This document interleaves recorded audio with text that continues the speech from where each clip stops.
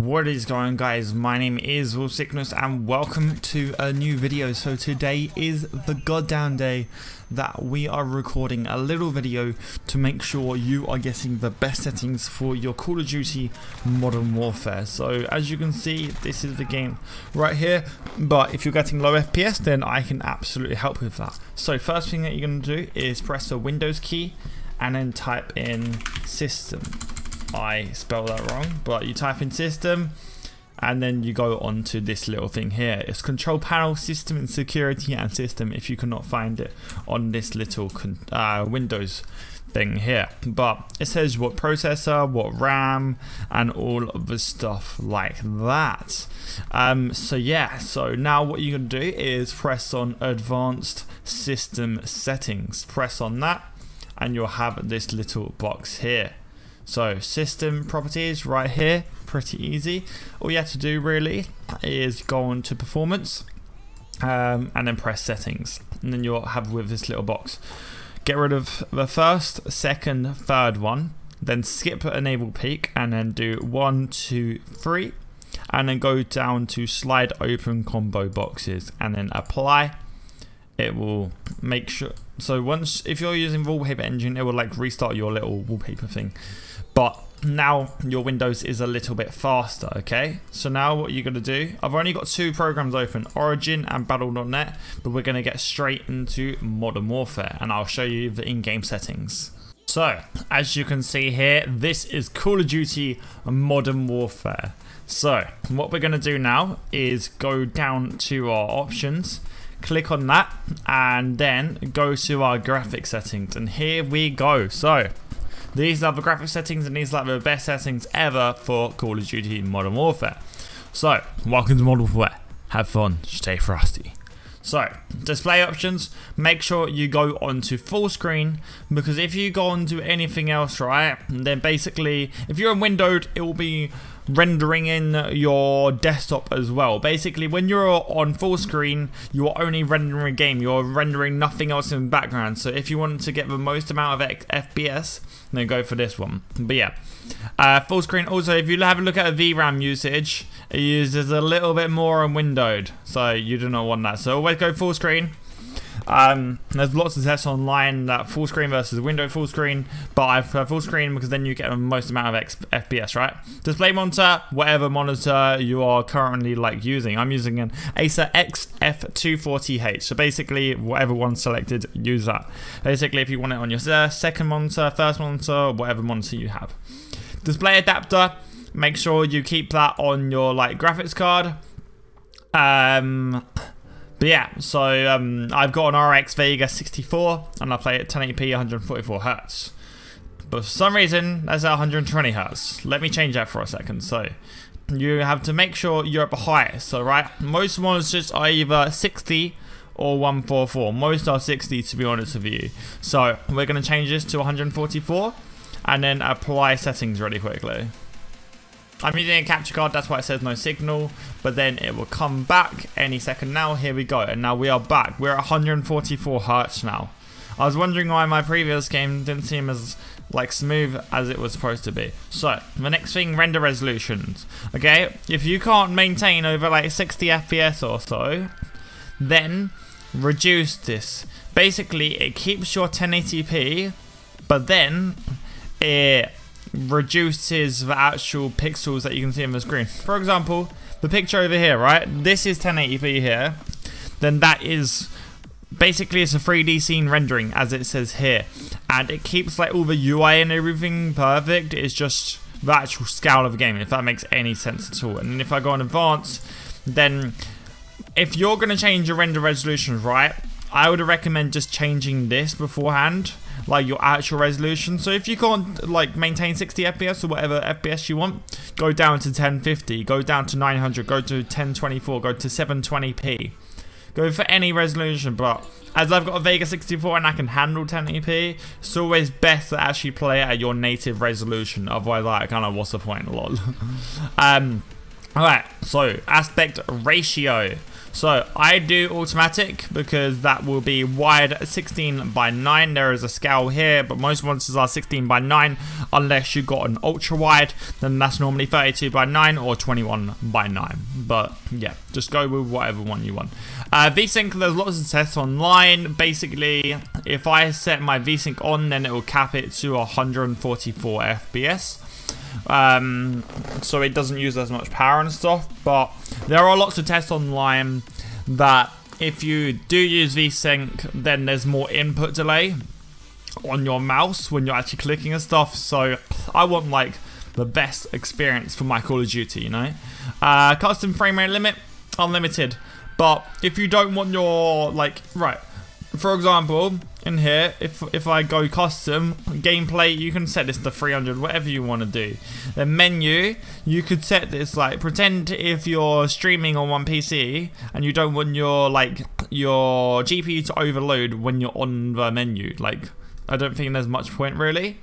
Out of focus is when you alt tab, but there's no point. But yeah, I always set mine to unlimited, but you can set custom kind of frame rates.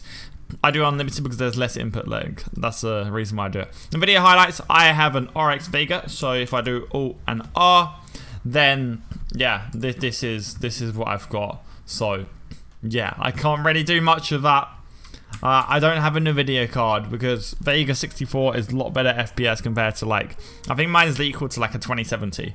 What is pretty insane. I would play it 1440p, but I like FPS. I'm try hard, you know.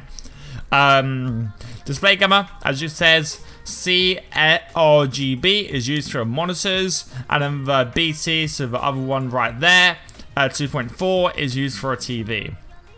So these are the settings that I currently use.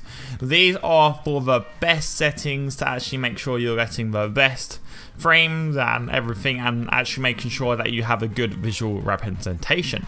So high, because literally there's no FPS difference, because if I go down there, as you can see, the VRAM usage is changing.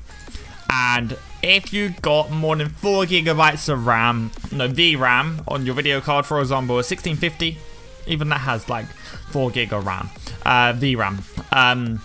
But yeah, it says high as long as you're at 1080p, but basically keep between your limits. So my limit would be 8 gigabytes of VRAM.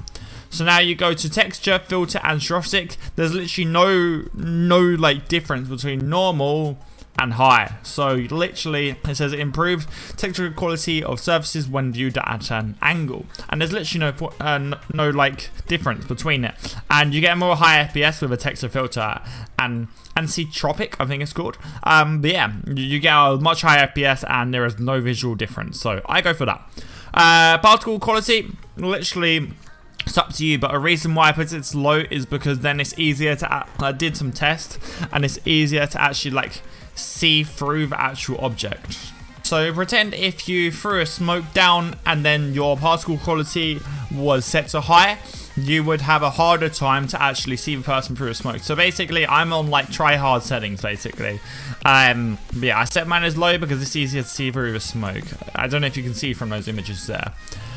So now bullet impact and sprays, this doesn't affect FPS unless you have a very weak CPU, like an i5 2500 maybe. That's like, yeah, well I reckon that even an i5 could handle this. Maybe like an i3 2130A or whatever it's called. It was a long time ago they was created. But yeah, I only have that on just because if someone shoots me, I want to see whereabouts they are coming from. If they shot me from a wall, and I want to know where they're. It's very nitpicky, but in a gunfight, it can help you. Tessellation, near, because the other one is called all, and the other one is disabled. But there's literally no point, because I've even set this to off before. By the way, there's like a 1 FPS difference between near and off. But yeah, I set mine as near, because there's no FPS difference really. 1 FPS, what's that going to do? And yeah, like, I can't notice a difference basically. So there isn't much reason for me to do that. But yeah, even on all, there is no difference between all and disabled, but I do need, just because, you know, it's only 1 FPS. What does 1 FPS mean? Right, this is a big one. Shadows basically kill FPS, okay? If we look at VRAM, it can go from 4 gig down to 3.5. But I got a normal just because I don't want the shadows to look absolutely disgusting.